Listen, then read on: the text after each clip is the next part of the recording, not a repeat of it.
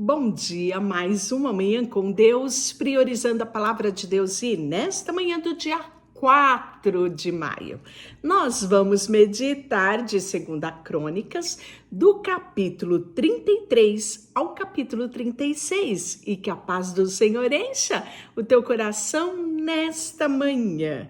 Hoje nós vamos finalizar o livro de 2 Crônicas, e nós vamos falar hoje sobre o reinado de Manassés. Já falamos sobre ele, né? Do episódio onde ele ofereceu os próprios filhos em holocausto a Maloque, em oferenda a Maloque, em adoração a Maloque. Lembra disso? Pois é, tinha Manassés 12 anos de idade quando começou a reinar e 55 anos reinou em Jerusalém. Fez o que era mal perante o Senhor, segundo as abominações dos gentios que o Senhor expulsara das suas possessões de diante dos filhos de Israel, pois tornou a edificar os altos que Ezequias, seu pai, havia derribado. Levantou altares aos Balaíns, fez poste ídolos, se prostrou diante dos exércitos dos céus, os serviu, edificou inclusive altares na casa do Senhor e tinha dito: em Jerusalém porei o meu nome para sempre. Essa era a promessa de Deus, pois ele profanou o templo do Senhor, né? Então você já pode ver aqui que ele edificou lá altares a todo o exército do céu, nos 2 átrios da casa do Senhor. Ele queimou os filhos como oferta no vale do filho de Inom. Adivinhava pelas nuvens, era agoureiro, praticava feitiçaria, tratava com necromantes, feiticeiros e prosseguiu em fazer o que era mal aos olhos do Senhor. Também pôs imagem de escultura e ídolos lá na casa de Deus. Olha só, né? E Deus tinha dito a Salomão, né? Nesta casa de Jerusalém que escolhi dentre todas as tribos de Israel, porei o meu nome para sempre. E Manassés vai e profana, né, o templo do Senhor. Então, Manassés, com todas essas atitudes, ele faz errar a Judá e os moradores de Jerusalém de maneira que fizeram pior do que as nações que tinham sido destruído diante do filho de Israel.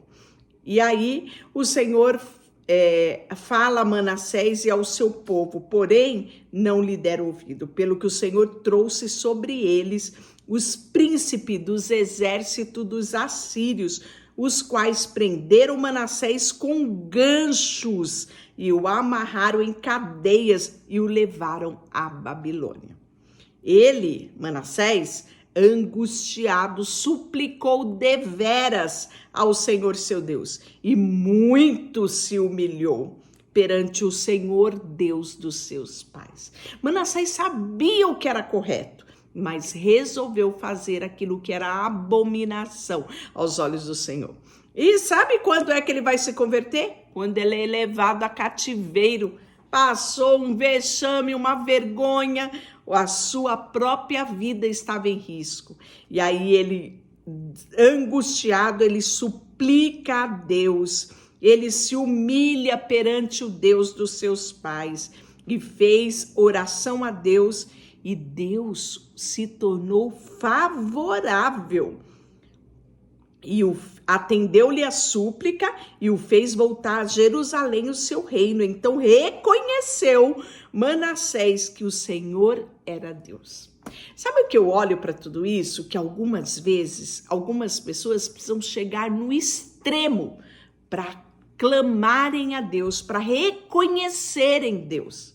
Alguns têm oportunidade, outros não.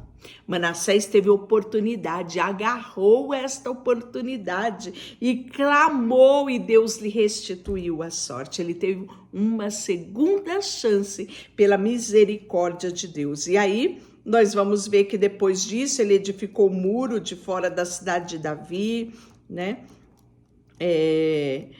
abrangendo todo aquele território, pôs chefe militares em todas as cidades fortificadas, tirou da casa do Senhor os deuses estranhos, os ídolos e também os altares que ele havia edificado.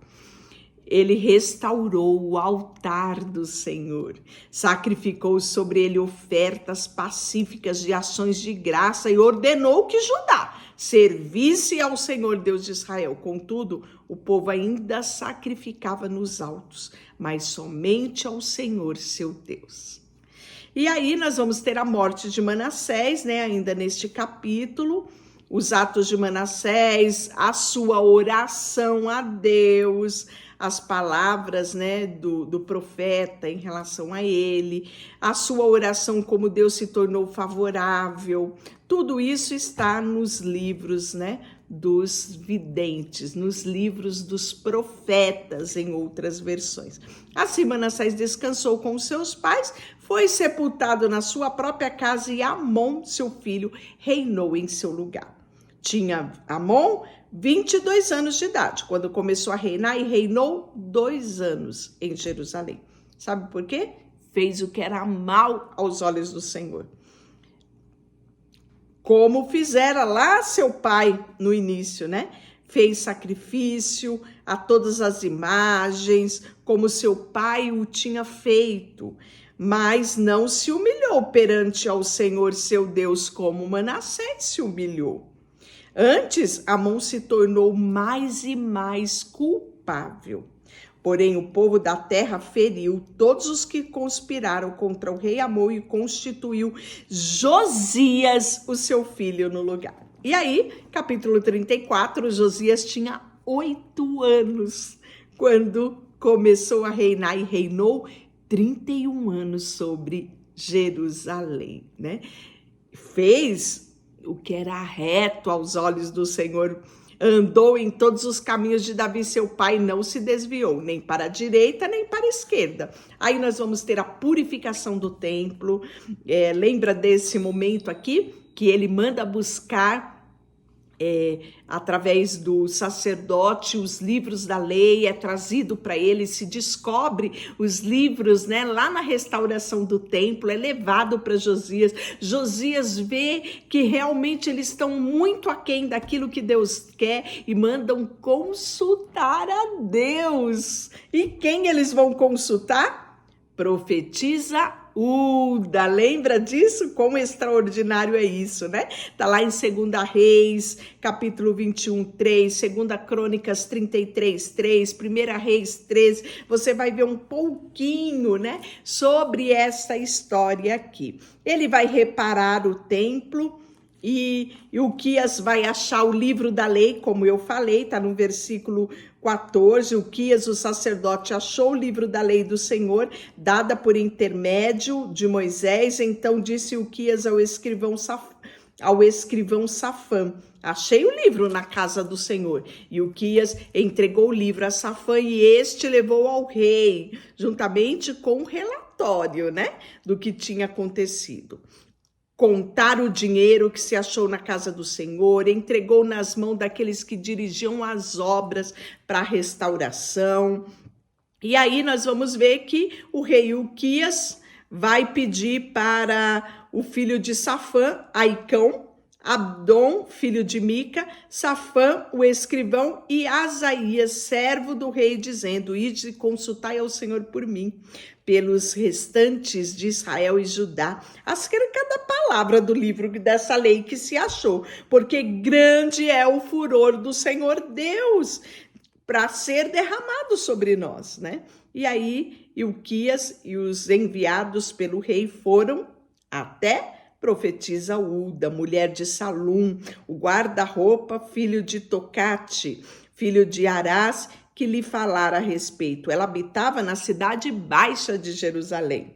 Assim diz o Senhor, Deus de Israel, dizei aos homens que enviou a mim, assim diz o Senhor, eis que trarei males sobre este lugar e sobre os seus moradores. Mas diz para Josias que não será nos dias dele, né? Então Deus encontrou em Josias um coração que estava disposto a agradá-lo, né? E aí nós vamos ver que Josias tirou todas as abominações de todas as terras que era dos filhos de Israel e a todos quantos se achavam em Israel.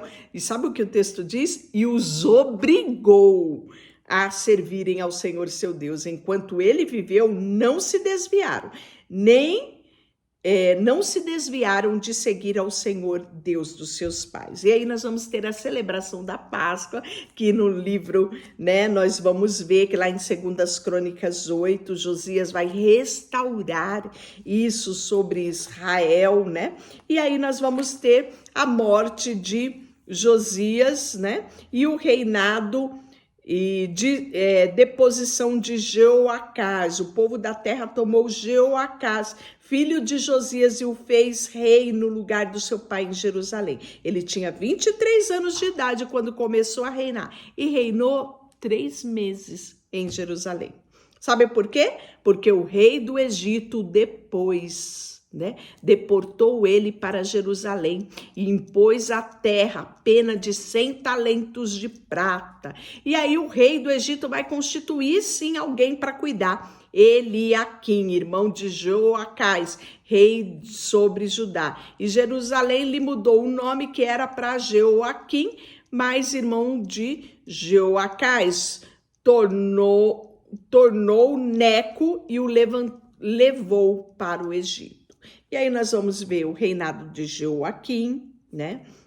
18 anos quando ele começou a reinar, reinou 3 meses e 10 dias em Jerusalém e fez o que era mal aos olhos do Senhor, né? Ou seja, na primavera do ano mandou o rei Nabucodonosor levá-lo também para a Babilônia, com os mais preciosos utensílios da casa do Senhor, e estabeleceu Zedequias, seu irmão, rei sobre Judá e Jerusalém. E aí vamos ver o reinado de Zedequias.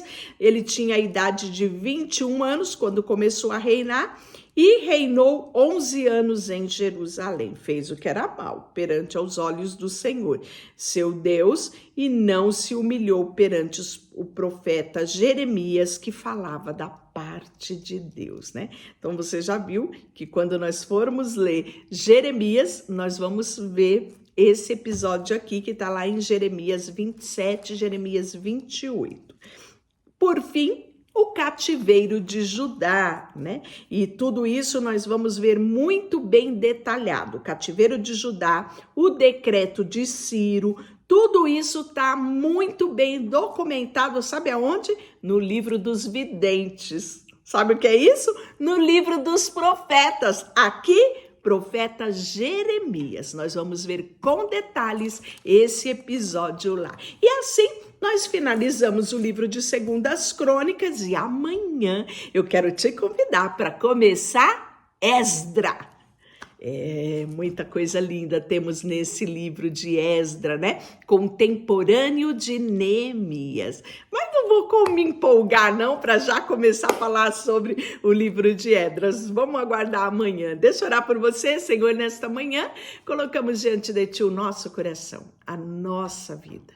E queremos sim olhar para Ti e colocar diante de Ti todos os nossos planos e todos os dias pedir que o Senhor nos dirija os passos.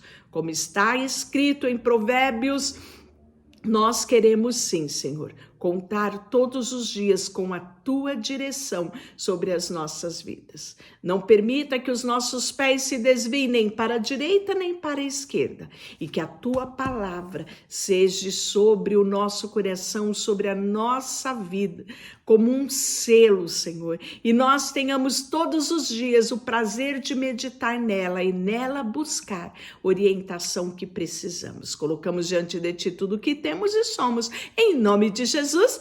Amém. Deus te abençoe.